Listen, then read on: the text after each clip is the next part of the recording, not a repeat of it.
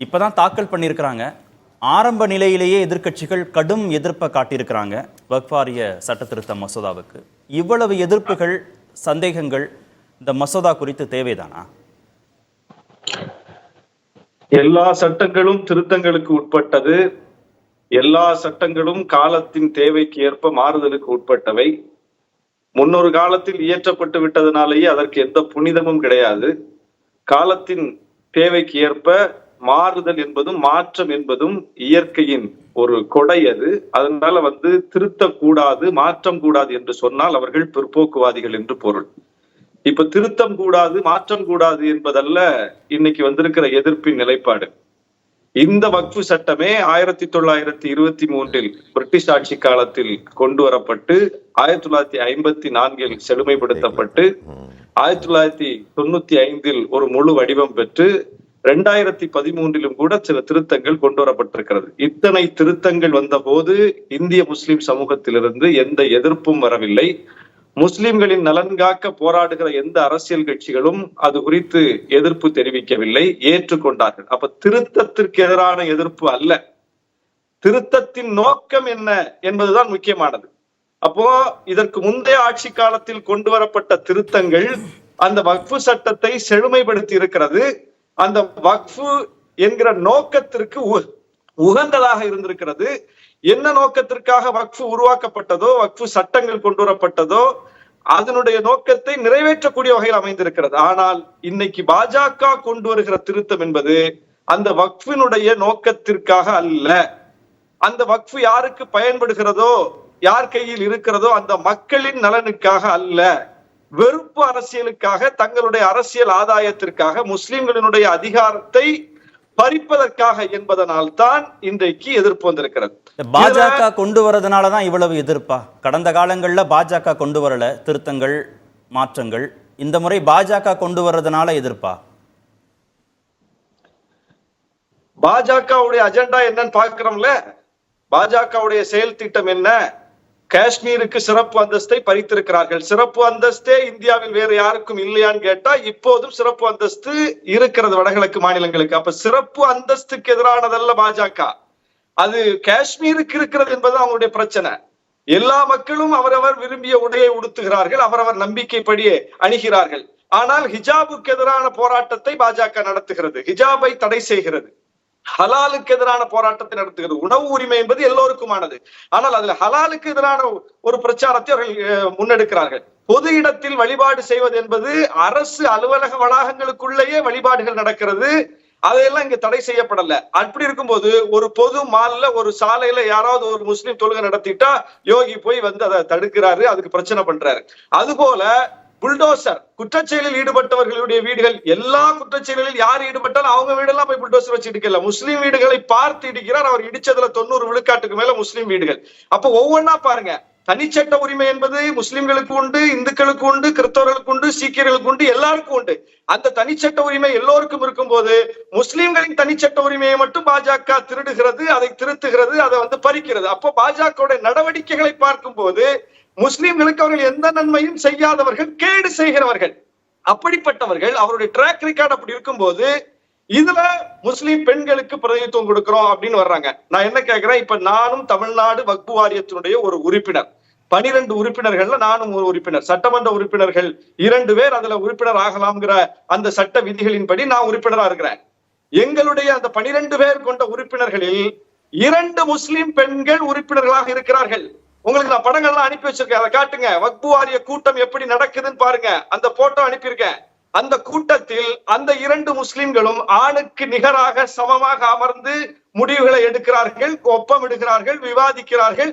எல்லா உரிமையும் அவர்களுக்கு இருக்கிறது. இப்போ இருக்கிற வக்ஃபு சட்டம் முஸ்லிம் பெண்களை வரக்கூடாது என்று தடுக்கவில்லை. இல்ல, வக்ஃப் வாரிய சட்டத்துல மத்திய அரசு ஒரு விதமான சட்டங்களை, நடைமுறைகளை பின்பற்றுது, மாநில அரசுகள் ஒரு விதமான நடைமுறைகள், சட்டங்களை பின்பற்றுகிறார்கள்.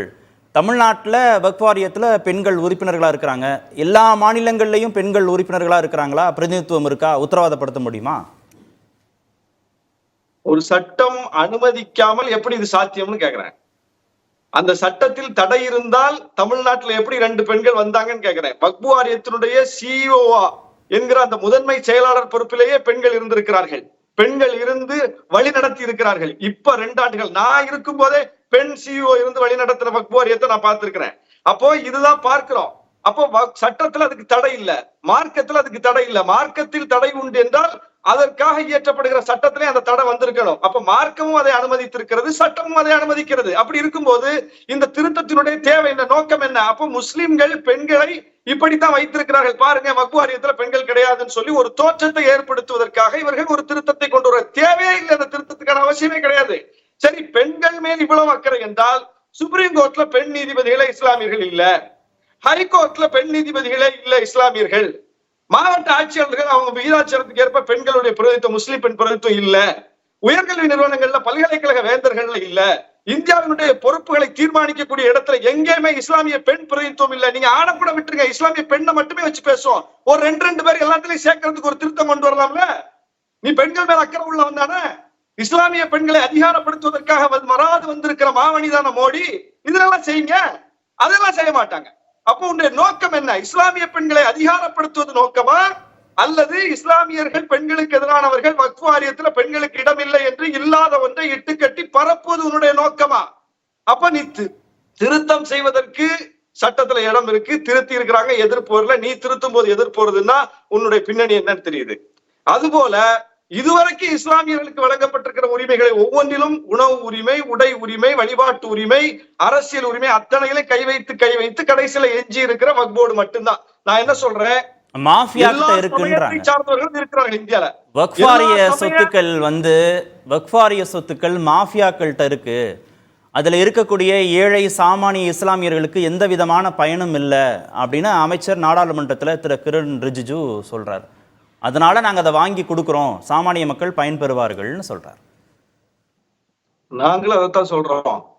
லட்சோப லட்சம் கோடி ரூபாய் மதிப்புள்ள வக்ஃப் நிலங்களும் வக்ஃப் சொத்துக்களும் யார் யாரோ கைகளில் சிக்கி கிடக்கிறது, ஆக்கிரமிப்பாளர்களின் கைகளில் சிக்கி கிடக்கிறது. அதை மீட்க வேண்டும் என்றால் வக்ஃப் வாரியத்தை வலிமைப்படுத்துங்க.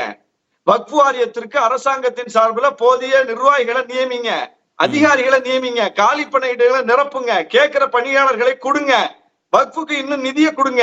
நிதியை கொடுத்து அந்த கட்டமைப்பை வலுப்படுத்தி அதிகாரிகளை நியமிச்சு அந்த சொத்துக்களை மீட்பதற்கான கால நிர்ணயத்தை பண்ணுங்க. இந்த 2 ஆண்டுகளுக்குள் வக்ஃப் சொத்து முழுமையா பட்டியலிடப்பட்டிருக்கல.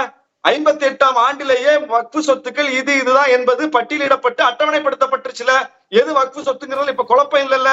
அப்படி இருக்கும்போது அரசாங்கம் அதை உறுதிப்படுத்தி இருக்கும் போது, ஆவணங்கள் கையில் இருக்கும் போது, வக்ஃப் சொத்தை யார் கையில இருக்குது அப்படின்னா, யாரோ அனுபவிச்சுட்டு இருக்காங்க அப்படின்னா அதை மீட்பதற்கு சட்டம் தெளிவா இருக்கு, ஆவணம் தெளிவா இருக்கு. அப்ப நிர்வாக சிக்கல் மட்டும்தான் இருக்கு. நிர்வாக சிக்கலை நீங்க நிர்வாகத்தை வலுப்படுத்துங்க. அதுதானே வக்ஃப் வாரியம் கேட்கிறோம், அதுதானே முஸ்லிம் சமூகம் கேட்குது இவ்வளவு நாளா. அதை செய்வதற்கு துப்பில்லாமல் இவங்க என்ன சொல்றாங்க, கலெக்டர்கிட்ட கொண்டு கொடுக்குறாங்க. அப்ப நாளைக்கு கலெக்டர் நினைச்சா ஒரு வக்ஃப் சொத்து இல்லைன்னு சொல்லிடுவாரா? சரி, அந்த அதிகாரத்தை நீங்க யார்கிட்ட கொண்டு கொடுக்குறீங்க? அந்த சமூகம் சார்ந்து. ஏன்னா இது வெறுமனே நிர்வாகம் சார்ந்த பிரச்சனை இல்லை, இது வழிபாடு சார்ந்தது. பள்ளிவாசலையும் வக்ஃப் வாரியம் நிர்வகிக்கிறது, மதரசாக்களை வக்ஃப் வாரியம் நிர்வகிக்கிறது. இதெல்லாம் வழிபாடு தொடர்பானது. நீங்க வேற ஒரு வழிபாட்டு தளத்தோடு ஒப்பிடாதீர்கள். வழிபாட்டு தளத்துல போய் முஸ்லிம்களை உறுப்பினரா நியமித்ததாகவோ, வக்ஃப் வாரியத்தையும் இந்து கோயிலோடு ஒப்பிடாதீர்கள்ன்றாங்க, வழிபாட்டு தலங்களோடு ஒப்பிடாதீர்கள்ன்றாங்க. அடுத்த சுற்றுலையும் வரேன், நான் சொல்றேன், நான் முடிச்சிடறேன். சட்டம் எல்லாருக்கும் பொதுவானது தானே. இங்க ஒரு மதம் மட்டும் பின்பற்றப்படல. இந்தியாவில் எத்தனையோ மதங்கள், சமய வழிபாட்டு முறைகள் இருக்கிறது. ஒரு வழிபாட்டு முறையை நிர்வகிக்கக்கூடிய அமைப்பில் இன்னொரு வழிபாட்டு முறையை சார்ந்தவரை உறுப்பினராக நியமித்த ரோல் மாடல் இருக்கு. அதை பின்பற்றி இந்த சட்டத்தை கொண்டு வர்றோம். அவங்களுக்கு எல்லாம் ஒரு சட்டம், உங்களுக்கு ஒரு சட்டமா, உங்களுக்கு என்ன விலக்கா அப்படின்னு கேட்டா கூட லாஜிக் இருக்கு. அப்படி ஒண்ணு காட்டுங்கன்னு கேக்குறேன். அப்ப இப்படி ஒரு வழிமுறையே இல்லை. ஆனா நீங்க இங்க வந்து கை வைக்கிறீங்க. இது என்ன அநியாயம்? இதுல ஏதாவது நியாயம் இருக்கா? பேசும்.